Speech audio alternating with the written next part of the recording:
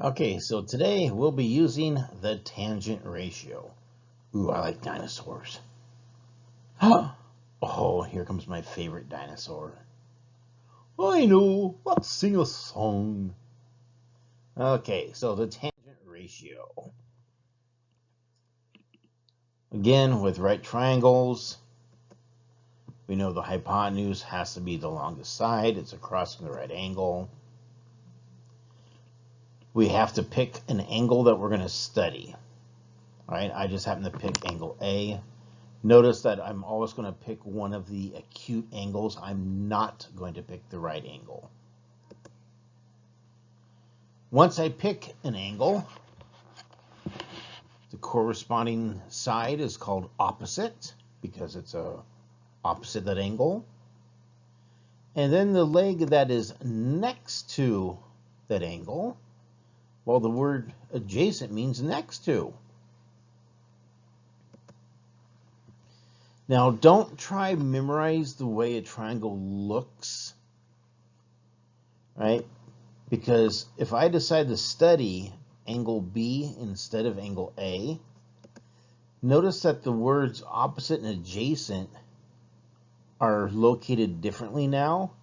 Because if I'm looking at angle B, the opposite side has changed places. The adjacent side has changed places. So don't try just memorize the way a triangle is supposed to look, right? You also have to be careful about labeling because the triangle can have different orientations. And depending on what angle I choose will greatly change where the adjacent and opposite end up. And again, there's no such thing as a right side up or upside down with a triangle, right? I never know which orientation I'm going to have. So you always have to be able to recognize the right angle. Hypotenuse will be the corresponding side for the right angle, right? It'll be the longest side. But opposite and adjacent depends on which angle I choose to study. For the tangent ratio, if I've got a right triangle, and again, notice I have to choose one of the acute angles to study. If I happen to decide, hey, I want to take a look at the acute angle A, the tangent of angle A is defined as being the length of the leg opposite angle A compared to the length of the leg adjacent to angle A. Or in this diagram, it'd be the length BC divided by the length AC. Right? Ratio basically means we're looking at a fraction. Okay, so let's try something. Let's try find the tangent of S. And then just for fun, let's also find the tangent of R. Not only do I want to have them written as a fraction, just for fun, let's do decimals around to the 4 places. Okay, so if I'm at angle S, opposite of angle S is 80, adjacent is 18. 80 over 18 reduces to 40 over 9. There is the answer as a fraction. The tangent of S would be 40 over 9. Now, if I wanted it as a decimal, 40 divided by 9. If I wanted an exact answer, it would just be 4.4 repeating, but the direction said round off the 4 places, so there it is. Now, if instead I want the tangent of angle R, now the opposite side is 18 and the adjacent side is 80. 18 over 80 reduces to 9 over 40. And it's kind of silly to round off the 4 places because the exact value is 0.225. But because the direction said 4 places, hey, there's a 0 showing up after that 5.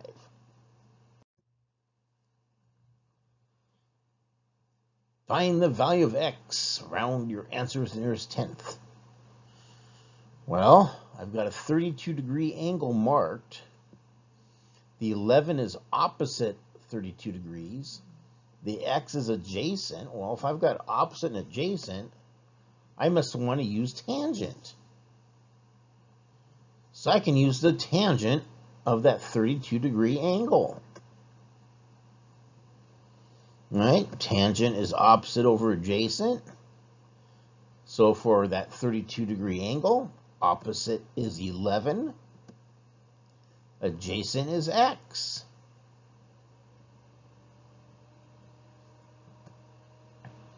Let's multiply each side by x. Right? I don't want the x as a denominator. And then I can do what? Divide each side by the tangent of 32 degrees. So if I want to find the value of x, it'll be 11 divided by the tangent of 32 degrees. Now, this is where it can get a little bit tricky. When you grab a calculator, got to make sure that you are set for degrees. All right? If you're wondering where that 17.6 came from, I'm going to take 11. I'm going to divide it by the tangent of 32, making sure my calculator is set for degrees. And it comes out to be about 17.6. So that's our answer. All right, calculators have got to be set to degrees. All right. Most calculators are going to have a choice of degrees or radians. If you got a real old school calculator, it might also do gradients. Some of the older calculators had a button that said DRG, and if you push it once, you get degrees. If you push it a second time, you get radians. You push it a third time, you get gradients. I don't know why it was common to manufacture calculators with gradients, because assuming that, I mean, even if you get into college calculus, you're not going to use gradients. I mean, it's like, anyway. You got to get pretty high in advance to get into the gradients. High school, we use degree and radians, and my feeling is even if you end up at some college or university and you take math classes, again, you're going to be using just degrees and radians. Right? So the value of x is about 17.6. Okay. I got a triangle ABC. Hypotenuse C is 20. Leg B is 16. Uh-oh, is this a right triangle? Yeah, it's got to be a right triangle because the word hypotenuse is there. So if you don't have a diagram in front of you, make sure you paint a picture. Or if you're not real skilled with paint, draw a triangle. Right? So you're going to triangle. It's triangle ABC, so I better label A, B, and C. Hypotenuse is 20. Make sure I put that down. Leg B, of course, that better be corresponding to angle B, so make sure the 16 is across from angle B. Tangent is opposite over hypotenuse, so the opposite side is, got to find the opposite side. Well, because it's a right triangle, I can use the Pythagorean theorem. Hypotenuse has to be C. In this case, it looks like B is 16. Now, even though the Pythagorean theorem is a squared plus b squared, notice I actually needed to subtract here, right? Because I'm not trying to find the hypotenuse, I'm trying to find the leg. 144, that seems ridiculously large. Oh, I forgot to take the square root. 12. So if tangent is opposite over adjacent, it's going to be 12 over 16. That reduces to 3/4. And unless the directions say otherwise, I like to leave them as fractions. Cool mathematicians. Like you really need the word cool there, right? Mathematician by default, it's cool. And so, oh, a dinosaur. Followed by a menagerie of our friends, or a potpourri of animals there, and creatures. And again, I do not see any hints of an IXL, so today it's just going to be the worksheet.